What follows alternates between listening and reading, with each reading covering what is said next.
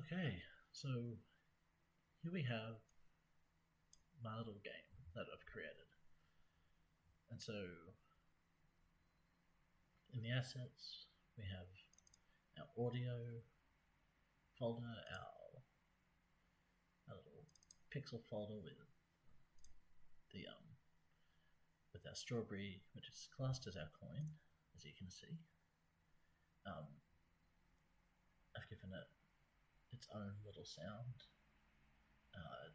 It's classed as a strawberry, but this is what I've used for a coin.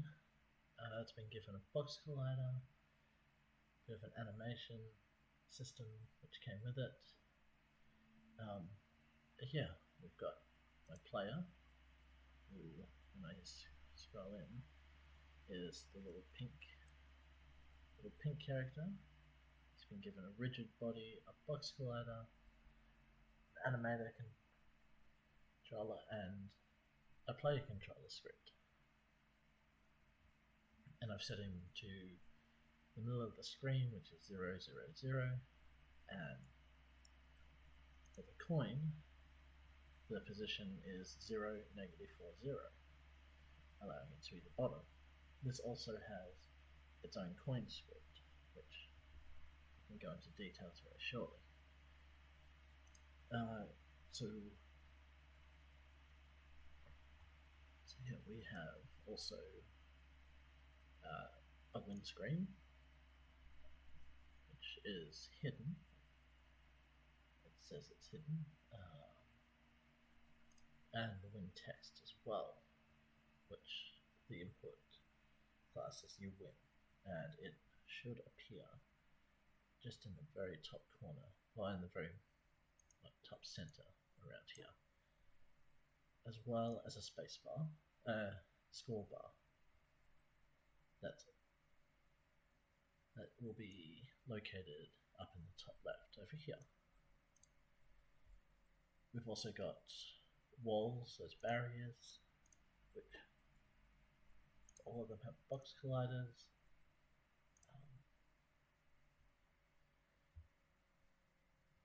And yes, yeah. So basically, the character needs to be able to move and grab and touch the strawberry. Now, if we look into the scripts, which I will show here, we've got the coin script, which isn't too big, but we've allowed audio clips to be included with it, and we've been given that if the coin or the strawberry has been touched by the player, by the object known as player, it will jump into the player's in the player controller script, and also yeah. So when the player is touching, when the player touches or triggers the coin, there will be a log that says that the coin has been acquired. It will add 25 points down here. It'll add 25 points to each of the scores, and it will also play a random audio sound, which is in the game manager's control. Now, here, which I should have added a bit more notes, the cam height and the cam width are allowing, demonstrating how much of the screen the strawberry can go, and the floats with the random range allows it that once the coin has been triggered, it will disappear from its original location and reappear in a random spot on the screen. We go over to the game manager. This is mostly just having an audio list. So as we said from the coin script, it will source audio clips that I've implemented into the gaming system, which there are 3 of them. And when the coin has been triggered, it will pick one of the three that is in there and create a sound. The player controller, I should have gone back up to the start, has its speed, has a float score right now of 0, that's the starting of it. It also has the sprite renderer, the box collider, the rigid body, and the animator. It also, and they are basically allowing for when it touches an object or a wall, it triggers and either stops it from the walls, stops moving from the walls, or it, when touching the coin, it creates the trigger to destroy it and then make the coin reappear.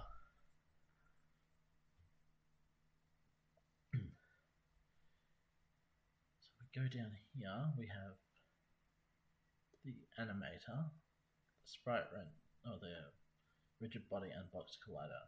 This allows it to be able to basically run and move around the screen. And here we have, down here is when we input our keys, and I'll get to it, we have specific ones for the player to move. It will use the run animation. With down here, like with these ones here, this section, it will determine which way the character is moving. So if I'm moving it to the left, it should turn to the left, and if to the right, it's facing right. If it's not moving, it's just sitting idly. This is where player run animation is equal to false. Here are the specific keys to move the player. So we have our floats and if statements, and with the move Y being vertical and the X being horizontal, we've allowed it so if we press the key W on the keyboard, if we press W on the keyboard, it moves up. And S will move it down, A it moves to the left, and D it moves to the right. Underneath here, this is where we add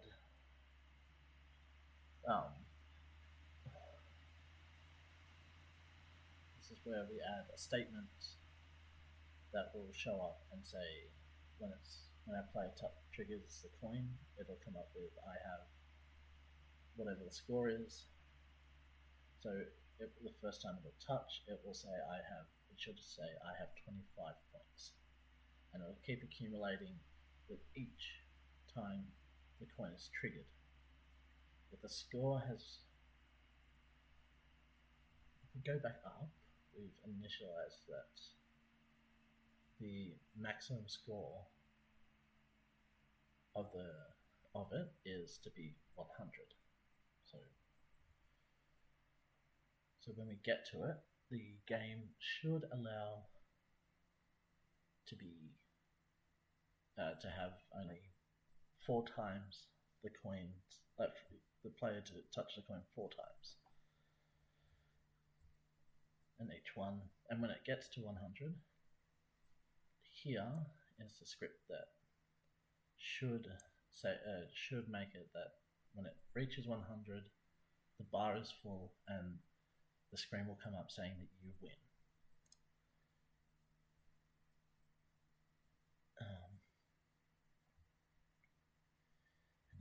So those are my scripts, and if we can come here, we've allowed animations.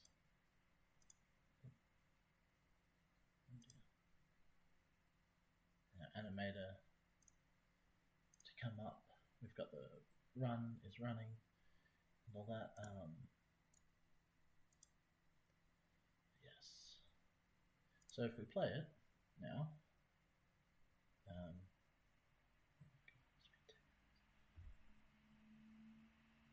once it loads,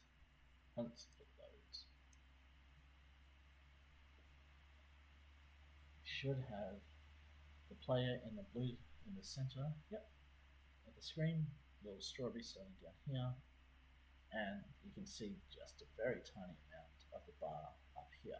This is just representing 0. So if I press S,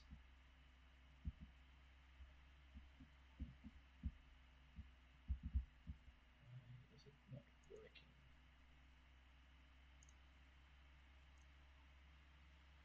What is going on? Oh, there we go. So S is moving it down, W is up, D is to the right, and A is to the left. Now, touch the coin. For some reason, I'm not sure why, the You Win screen has popped up already. But it keeps moving, and there should be audio. I cannot figure out for the life of me why there is no audio here. Maybe if I try something else. It does work. It does.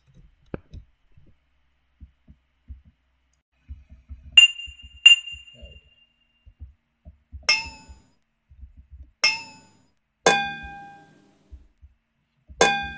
Not sure if you can hear it, but this is the end result I have. So it's not perfect, but I've got a game that's functioning decently. And that is my assessment.